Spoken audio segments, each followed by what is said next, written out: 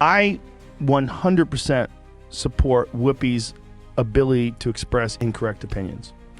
You average out the View hosts among the dumbest people on television.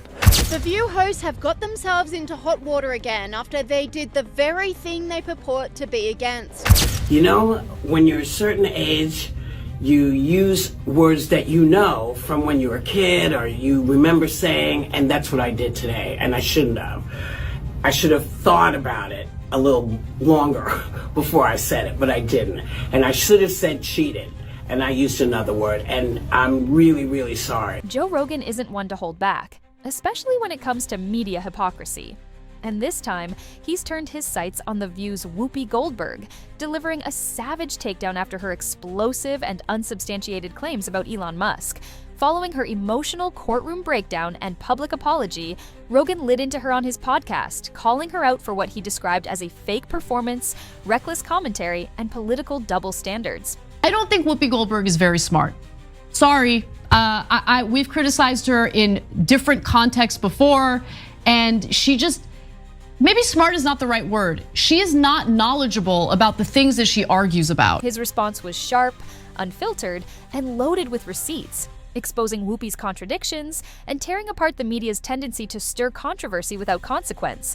If Goldberg thought tears would save her, Rogan made it clear accountability is coming, and he's not letting her off the hook.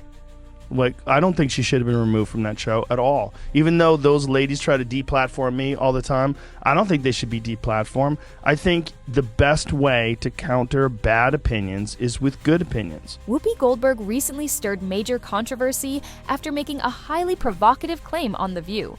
Without presenting any concrete proof, she accused Elon Musk of using his enormous wealth to manipulate U.S. government policies. She even suggested a possible political alliance between Musk and Senator J.D. Vance, hinting that Musk might be eyeing a political power play. Because I've been saying it for a while. Yes, you have. I've been saying that I think Elon Musk believes he's president. I do. Well, you can call him vice president. I've called him vice president. I called him president because I don't know what JD is doing. Hey, you know who? Stay away from the stairways. Because, you know, people put the leg out to trip you going down the stairs. This wasn't just an offhand remark. It was a bold statement made on national television. Considering the influence of The View and Whoopi's long-standing platform, the remark instantly grabbed public attention. Her words painted Musk not just as a businessman, but as a shadowy political influencer, an assertion that set off a massive chain reaction across social media, news outlets, and the political world.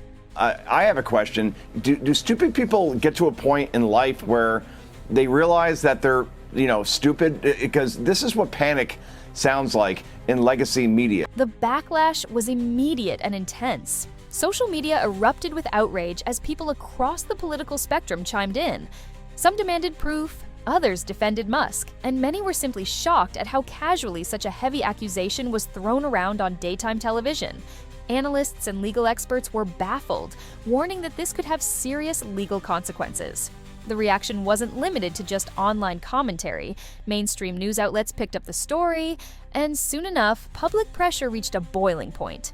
The statement didn't just challenge Musk's reputation, it threatened to interfere with his company's operations and investor confidence. All of this forced Elon Musk to take decisive action to defend his name. This one really mattered. And I just want to say thank you for making it happen. Thank you. Instead of responding with a tweet storm, Elon Musk chose the courtroom. His legal team quickly filed a defamation lawsuit against Whoopi Goldberg, arguing that her claims were not only false, but also incredibly damaging. According to the lawsuit, her comments had a measurable negative effect on Tesla's stock prices and created uncertainty around several key business deals. Listen, take him seriously and take him literally. I don't think that we have to. I think it would be remiss of us to not say Joe Biden knows how to do this. Yes. He knows how to do this. He's quite good at this. And you can't refute anything with him because he just, when I say him, I mean he rambles. Trump. Yeah. He tends to just But can I mention one thing? Did you say his name?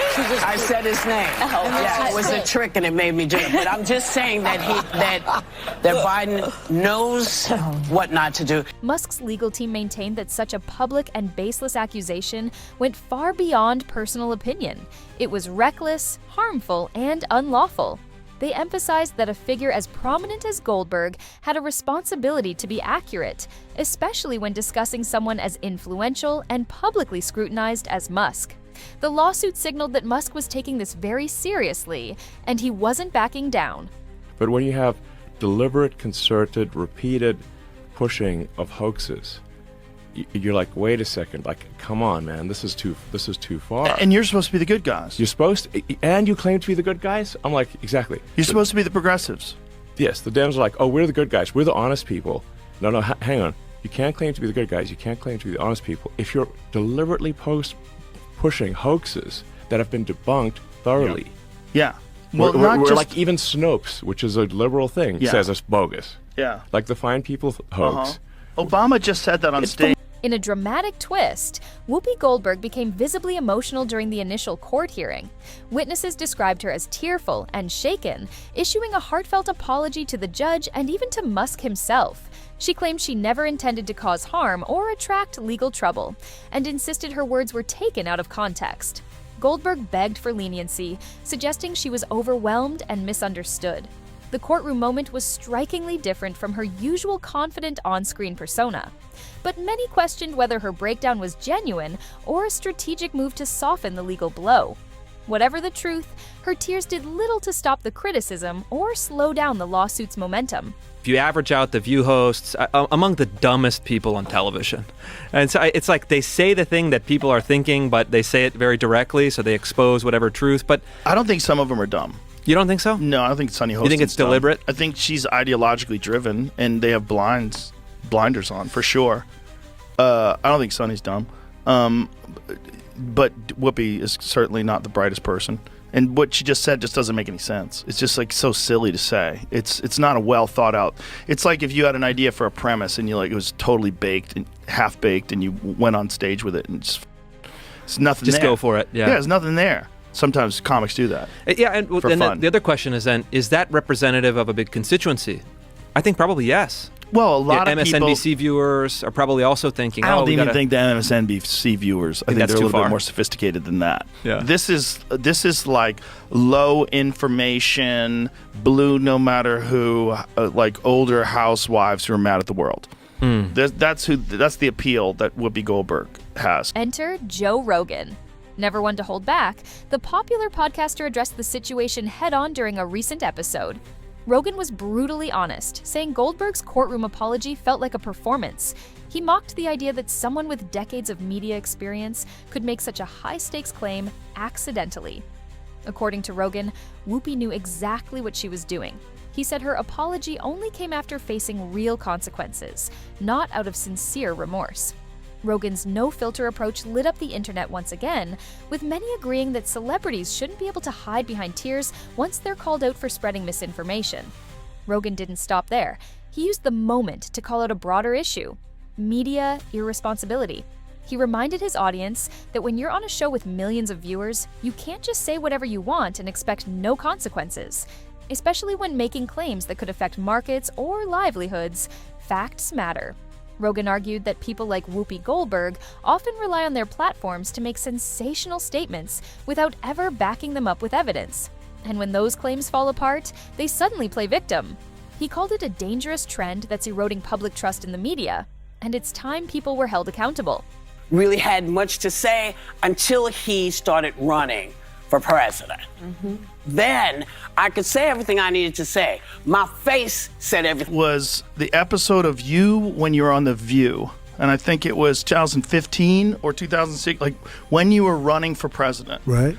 And you got introduced as our friend Donald Trump. That's right. Whoopi Goldberg gives you a big hug and a kiss. Joy Behar gives you a big hug. Barbara Walters gives you a big hug. They all loved you. To highlight Goldberg's inconsistency, Rogan played old clips showing her laughing and socializing with Donald Trump years ago. In one segment, she even spoke positively about him. Yet today, she positions herself as one of Trump's most outspoken critics. Rogan used this to accuse Goldberg of political convenience, saying she changes her stance based on what's popular or acceptable at the time. He argued that this kind of selective memory reveals a deeper issue of media hypocrisy. According to Rogan, many media personalities tailor their narratives not based on truth, but on what fits their current agenda. That, he said, makes their loyalty and credibility highly questionable. Building on that point, Rogan warned listeners to be skeptical of what they hear from major media outlets. He argued that drama and sensationalism often take priority over facts and truth. According to him, many high-profile personalities are more interested in generating headlines than offering real insight. He encouraged viewers to do their own research and think critically, rather than taking everything at face value. In his words, the media thrives on outrage, and they don't care who gets hurt in the process. His commentary was a strong reminder that audiences need to be vigilant, especially in a time when misinformation can spread like wildfire. The audience was cheering, and then you actually started winning in the polls, and then the machine started working towards you. Yeah. But there's probably no one in history that I've ever seen that's been attacked the way you've been attacked, and the way they've done it, so coordinated and systematically. And when you see those same people in the past, very favorable to you, like Oprah, when you were on Oprah's show, she was encouraging you. Elon Musk's legal team is ramping up the pressure. They're not just asking for a quiet retraction, they want a televised public apology and financial compensation for millions in alleged losses, including market dips and damaged business ties. Musk sees this as more than personal. It's a stand against misinformation. His lawyers are also pushing for court-enforced measures to prevent future incidents. Joe Rogan and others believe this lawsuit could mark a turning point, where media figures face real consequences for bold, unverified claims. If Musk's team succeeds, it may set a precedent demanding accountability and evidence from high-profile voices in the media. And with Rogan adding fuel to the fire, the message is loud and clear. Reckless words on powerful platforms won't go unchecked anymore. The days of speaking without consequence might finally be numbered.